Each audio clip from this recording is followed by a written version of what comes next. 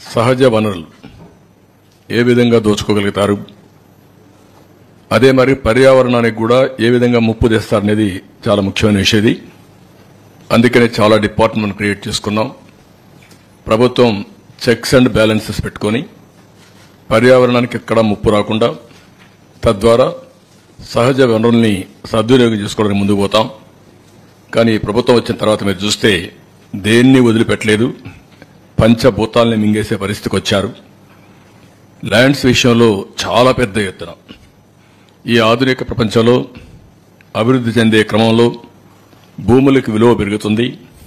అలాంటి భూములన్నీ పెద్ద ఎత్తున లిటిగేషన్ క్రియేట్ చేసి కొట్టేయడం, భూగర్భ ఖనిజ సంపద కొన్ని వందల సంవత్సరాలు భూమిలో ఉండే కెమికల్స్ రియాక్షన్స్ కానీ అన్ని అవి ఖనిజ సంపద తయారవుతుంది. అలాంటి ఖనిజ సంపదని దోచేయడం, ఫారెస్ట్ని ఒక డిపార్ట్మెంటే ఒక సర్వీసే పెట్టుకున్నాం మనం. ఈరోజు Indian forest service IAS IPS తర్వాత ఐఎఫ్ఎస్ ఉంది. ఎప్పుడు కూడా ఫారెస్ట్ అంతా కూడా చాలా కంట్రోల్ చేసి వాతావరణానికి ముప్పు రాకుండా పర్యావరణాన్ని పరిరక్షిస్తూ ముందుకు పోతారు. అలాంటి చూస్తే అడవులను కూడా ఇష్టానుసారంగా నిర్వీర్యం చేసే పరిస్థితికి వచ్చారు. ఎక్కడికక్కడ అడవులను కూడా ధ్వంసం చేసే పరిస్థితికి వచ్చారు. ఇవన్నీ కూడా బ్రాడ్గా మాకొచ్చిన సమాచారం, అది కూడా ప్రజలందరికీ విజ్ఞప్తి చేస్తున్నా. రికార్డులు అన్నీ ఉండవు, కొంతవరకే వచ్చాయి. వాస్తవంగా దీనికంటే కొన్ని రెట్లు, ఎన్ని రెట్లని కూడా చెప్పలేను. డబుల్ ఉన్నాయా, త్రిబుల్ ఉన్నాయా, 4 times ఉన్నాయా, వాస్తవాలు అక్కడి నుంచి వస్తే తప్ప మనం అన్ని కూడా వాస్తవాలను ఎస్టాబ్లిష్ చేసే పరిస్థితులు లేవు. అది నేను అప్పీల్ కూడా చేస్తాను పబ్లిక్కి. వారు అప్పీల్ చేసిన తర్వాత ఏం చేయాలని నిర్ణయిస్తాం. నెక్స్ట్, ఇక్కడ ల్యాండ్ భూములు, అదే మరి మైన్స్ మినరల్స్, అదే మరిగా అటవీ సంపద, ఈ 3 విషయాలు కూడా కూలంకుషంగా ఈరోజు మనం చర్చిస్తున్నాం. నెక్స్ట్, ఇక్కడ చూస్తే ఒక వినూత్నమైన పందా ఎంపిక చేసుకున్నారు నేరస్తులు, అందులో కూడా ఆర్థిక ఉగ్రవాదులు.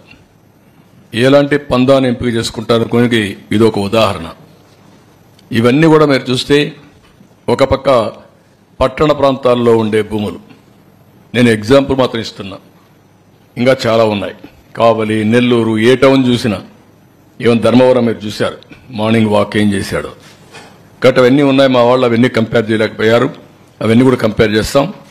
విశాఖపట్నం, ఒంగోలు, తిరుపతి, చిత్తూరు ఒకే స్టడీ, అంతవరకే ఇవ్వగలిగాం.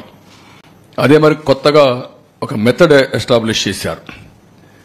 హౌస్ సైట్స్ పేరుతో ఎక్కడికక్కడ ఇష్టానుసారంగా అధికార దుర్వినియోగం చేసి అక్కడుండే భూమిని ముందే వీళ్ళు కొంటారు. ఒక స్మాల్ ట్రాన్సాక్షన్ చేస్తారు. ఆ ట్రాన్సాక్షన్ అబ్నార్మల్ గా చేస్తారు. అదే మార్కెట్ రేటుగా చూపిస్తారు. దానికి 2.5 times డబ్బులు ఇస్తారు. అంటే ఇది ఒక పెద్ద ఫ్రాడ్ చేసే పరిస్థితికి వచ్చారు. అవి కూడా ఎక్స్ప్లెయిన్ చేస్తాం కొన్నిటి వరకు. ఇంకొక పక్కన వీళ్ళ ఆఫీసులకి ఇచ్చేటప్పుడు అన్ని ఆఫీసులకి ఇవ్వాలి. ఇక్కడుండే మీడియాకు కూడా మీకు కూడా ఎస్టాబ్లిష్ చేయలేకపోయారు. 22 ఆఫీసులు, 41 ఎకరా, ఎక్కడికక్కడ ఒక అడ్వాన్స్ ప్యాలెస్లు కట్టేసే పరిస్థితికి వచ్చారు. ప్రజాస్వామ్యానికే గంతలు కట్టే పరిస్థితికి వచ్చారు. మీ అందరూ కూడా ఎవరు ఎక్స్పెక్ట్ చేయనటువంటి పరిణామం తీసుకొచ్చారు. ఇంకొక పక్కన అసైన్మెంట్ ఆఫ్ ల్యాండ్, అనర్హులకి, వీళ్ళ కార్యకర్తలకి, వీళ్ళ ఎమ్మెల్యేలు, వీళ్ళ బినామీలకి ఇష్టానుసారంగా అసైన్మెంట్ ఆఫ్ ల్యాండ్స్ అన్ని ఇన్ఎలిజిబుల్ పర్సన్స్ కి ఇచ్చారు. ఇంకొక పక్కన మీరు చూస్తే అసైన్డ్ ల్యాండ్స్, ఇది చాలా నేరం పిఓటి కింద.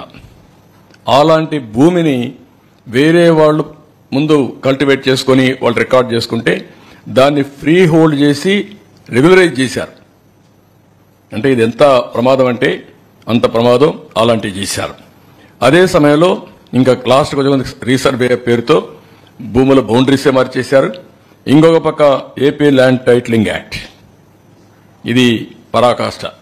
ఇంకెవ్వడికి భూమి మీద హక్కు లేకుండా భూములన్నీ దోచుకోవడానికి, ఒక రాచబాటేసుకోవడానికి కార్యక్రమాన్ని ప్రారంభించే పరిస్థితికి వచ్చారు.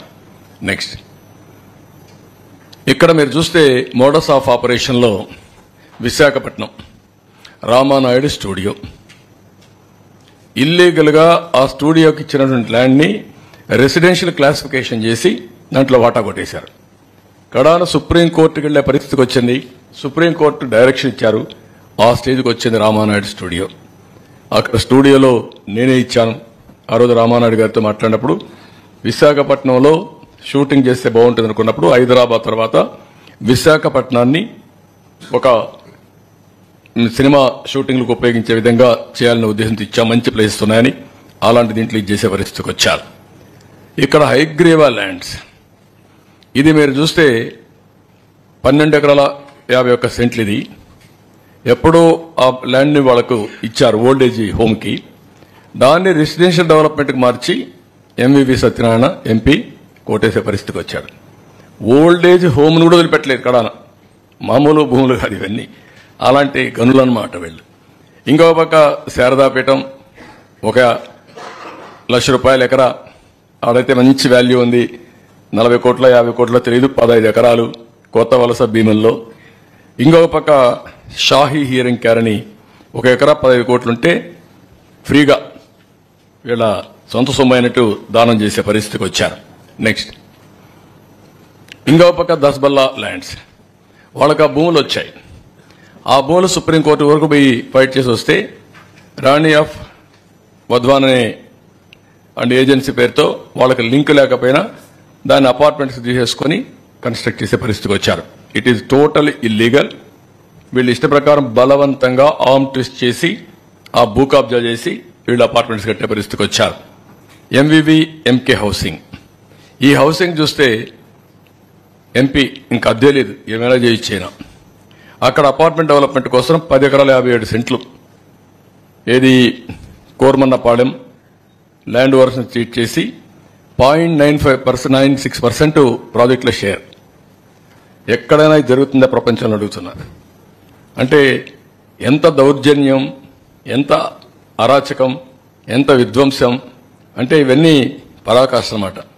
ఇంకో పక్క ఎంవివి పీక్ పర్మిషన్ ఎంవివి బిల్డర్స్కి ఇచ్చి టైటిల్ డిస్ప్యూట్ ఇగ్నోర్ చేసి 65 కోట్లు TDR given out of turn ఇచ్చి, ఇలాంటి ఇర్రెగ్యులారిటీస్ నేను చెప్పేటి కొన్నే చెప్తున్నా, టైం కూడా అంత ఉండదు కాబట్టి ఇంకా రాను రాను అవన్నీ ఎస్టాబ్లిష్ చేస్తాం.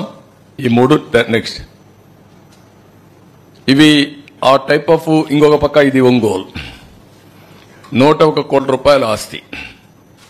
ఇక్కడ కూడా ఎన్ని చేయాలనో అన్ని విధాలుగా ఫ్యామిలీ డిస్ప్యూట్స్ అని, unclaimed private lands, empty sites, government lands ఇవన్నీ గ్రాప్ చేసి created fake documents, fake will, partition deed, DK patta, family member certificates, death certificates, land conversion certificates, GPA, sale deeds ఇలాంటివన్నీ చేసి అన్నీ కూడా ఎక్కడికక్కడ గోల్మాలలు చేసి మొత్తం ఇది చేస్తే ఇటీవల కేసులు పెట్టారు. అక్యూజ్డ్ 77 మంది, total fake documents 572, total victims 112 మంది. హౌస్ సైడ్స్ ఎక్స్టెంట్ గ్రాబ్డ్ వచ్చి 27,610 స్క్వేర్ యార్డ్స్, వాల్యూ వచ్చి 101 కోట్ల రూపాయలు. ఇవి క్రియేటెడ్ సివిల్ లిటిగేషన్, అన్ని ఫేక్ డాక్యుమెంట్స్ చెప్పి ఇష్టానుసారంగా చేసి బలవంతంగా లాక్కున్న పరిస్థితి పెద్ద ఇష్యూ అయింది. ఇది కూడా ఇన్వెస్టిగేషన్ లో ఉంది యాజ్ ఆన్ టుడే.